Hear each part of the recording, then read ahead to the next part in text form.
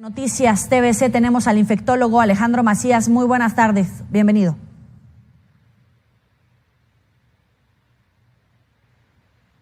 Alejandro Macías, infectólogo, gracias por estar con nosotros vía telefónica con el auditorio de Mega Noticias TVC. Bienvenido.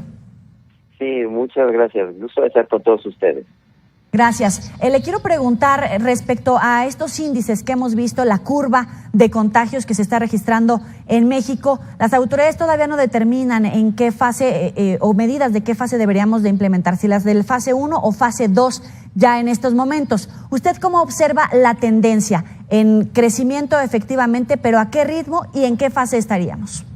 Sí, eso no es más que la proyección de lo que se ha dicho desde un principio, y el crecimiento pues es, digamos, logarítmico, geométrico, y van a estar creciendo mucho más rápido los casos. Yo creo que debemos ya tener transmisión comunitaria, pero no la hemos medido, no hemos hecho suficientes pruebas. Eso para los demás no cambia nada ahorita, para nosotros ya se ha insistido, ya el que pueda quedarse en casa ya vaya quedando, haga lo menos posible fuera, las personas que se puedan complicar, las personas de edad avanzada, los que estén crónicamente enfermos, es mejor que se mantenga inclusive dentro de casa a una distancia con ellos, porque a los demás es poco probable que nos vayamos a complicar o se vayan a complicar las personas jóvenes, es poco probable que se vayan a complicar. Hay que tener esa nota de tranquilidad. La gran mayoría no va a tener un problema serio, muchos ni lo van a notar.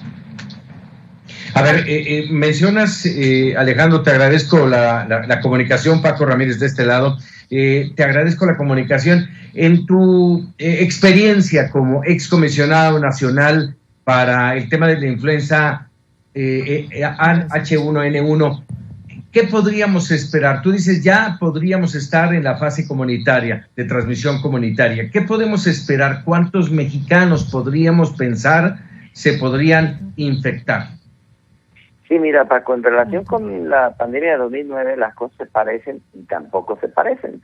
Por lo siguiente, cuando yo fui designado comisionado de influenza por el doctor Ángel Córdoba Villalobos, entonces secretario de Salud, ya la pandemia estaba diseminada. De hecho, cuando nos dimos cuenta en México que era una enfermedad nueva, ya estaba diseminada. Ya había habido la transmisión comunitaria. Aquí fue diferente en que fue entrando primero con casos importados que fuimos identificando, y no hemos identificado los casos comunitarios suficientemente, pero yo creo que ya existen y ya hay que hacer las maniobras, aunque no nos las esté dictando la autoridad, ya cada quien dentro de sus posibilidades, Paco, que se vaya quedando en casa, que reduzca su actividad en lo que pueda, que mantenga sana distancia, inclusive dentro de casa con las personas que se puedan complicar.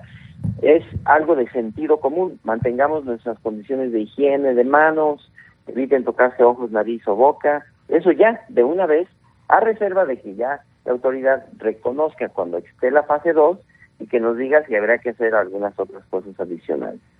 Alejandro, con tu experiencia pues ante la influenza H1N1 hace 11 años, ¿cómo evalúas cómo ha llevado a cabo el gobierno federal pues estas medidas en esta actual crisis?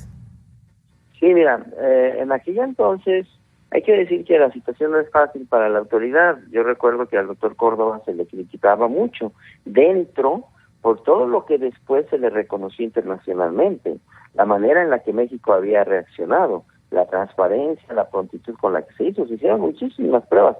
Se criticaba eso también, pero en estas cosas más vale exagerar siempre, porque no hay nada que esté sobre la vida humana. Yo creo que actualmente la autoridad de salud, yo no tengo cómo criticarles si están haciendo todo lo que pueden con lo poco que tienen. Están inclusive tratando de reconvertirse hospitales enteros, áreas enteras, pero es que México no ha invertido suficiente en salud.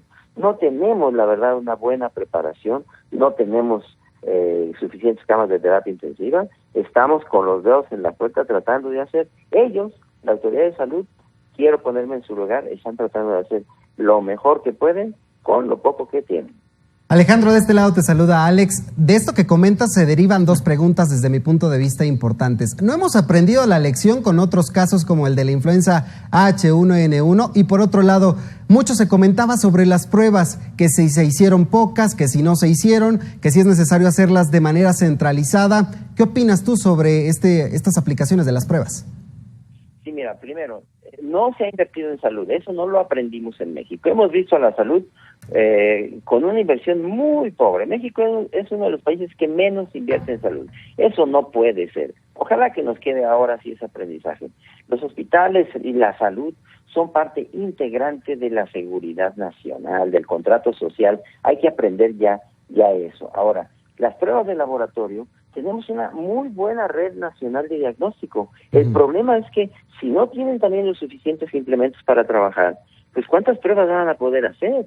Y la definición se circunscribe, digamos, inicialmente a los casos importados.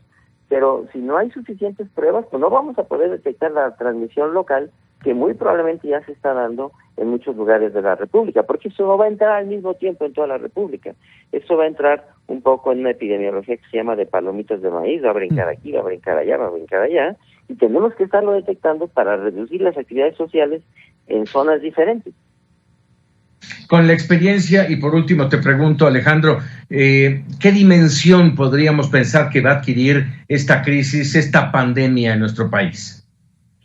Bueno, pues hay proyecciones. Mira, si nos comparamos, digamos, con España o algo intermedio entre lo que está pasando en España, Italia, Irán, pues sí podemos decir que va a poner en vilo a las instituciones, que hay gente que va a fallecer por esto. Pero a ver, sí quisiera yo una nota de tranquilidad, de ecuanimidad para todos. Tenemos un problema, vamos a resolverlo. No podemos nada más caer en pánico. El 80% de las personas no van a tener ningún problema, ni lo van a notar. Muchos, el otro 15% va a tener un problema leve y va a convalescer en casa. Niños y jóvenes, lo más probable es que no tengan ningún problema. En medicina todo esto sí, le puede haber un niño que se contagie, que se complique, sí, pero es poco probable. Esto va a ser un 5% de la población que pueda tener problemas serios. Vamos a hacer todos lo suficiente para que esas personas que tenemos en casa, las personas de edad avanzada, los crónicamente enfermos, porque no se nos contagien. Lo que se trata no es de que no nos contagiemos todos, es de que no nos contagiemos todos al mismo tiempo para que no se saturen los hospitales y se les pueda brindar atención a todos. Por eso es que tenemos que seguir la instrucción de la autoridad y mantener nuestras condiciones de higiene. Doctor, finalmente le pregunto, ¿el INSABI está en capacidad de atender una epidemia como la que se presenta en este momento? Porque estaba en una transición del Seguro Popular a esta construcción e implementación del Instituto de la Salud para el Bienestar. ¿Está en capacidades para adquirir todas esas vacunas y la infraestructura? No, la respuesta es que no, pero es que no es nada más el INSABI, es todo el mundo. Claro, pero yo decía, México está en una situación aún más lábil porque no hemos invertido en salud. Yo no creo que sea nada más una cuestión del gobierno actual. En los últimos años la inversión en México en salud había sido muy pobre y sobre eso se han hecho recortes. Pues no esperemos gran cosa tampoco, ¿no? Hay que exigirle a las autoridades de salud, desde luego, todo lo que se pueda, todo lo que puedan hacer, consigan todos los recursos que se pueda, pero sin recursos no se puede. Hay que invertir más en salud, esto va a costar dinero también, hay que meterle. Le agradezco al doctor Alejandro Macías por estos minutos para Mega Noticias TVC. Gusto de estar con ustedes. Hasta luego.